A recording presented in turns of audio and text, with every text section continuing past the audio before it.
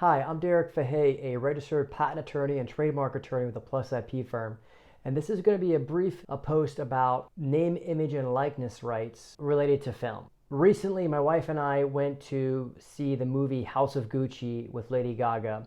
And after the movie, she asked me, how can the filmmakers of the House of Gucci not get permission from the Gucci family and still not be in trouble?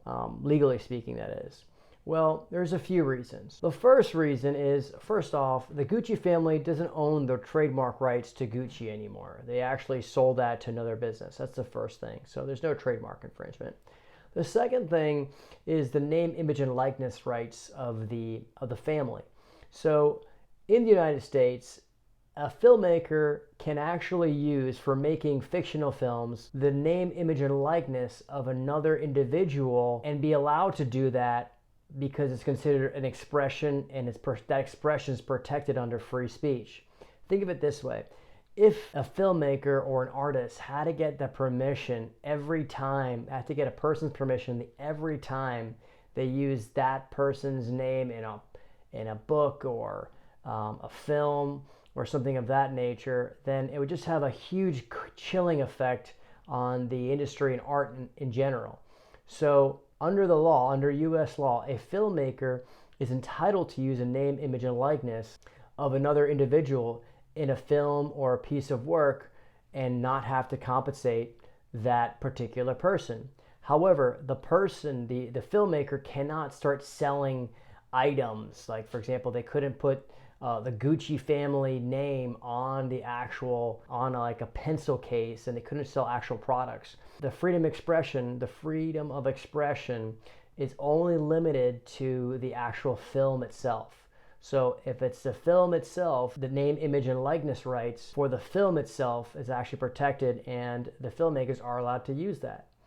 Now, the Gucci family may potentially have a cause of action for defamation, but I saw the movie, and showing a family in maybe not so great of a light does not really lead to defamation, or may not actually rise to the standard of defamation. To show defamation in many courts in the United States, you actually have to show that the facts that were portrayed in the movie were actually incorrect, and that they were knowingly, the filmmaker knew was incorrect, or there was a reckless disregard of the truth, and that the representation or misrepresentation of the facts actually caused damages. Now, that's a difficult thing to prove. Also, think about it this way. When a plaintiff files a lawsuit for defamation, their character is kind of opened up. So the defendant in this case, if the Gucci family were to bring a defamation lawsuit against a filmmaker, the filmmaker could actually ask the Gucci family all different types of questions.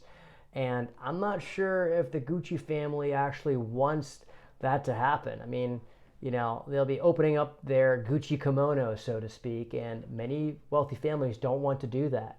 So that's why, generally speaking, the Gucci family probably won't bring a lawsuit against the filmmakers of the House of Gucci. Hope you enjoyed, and have a great afternoon.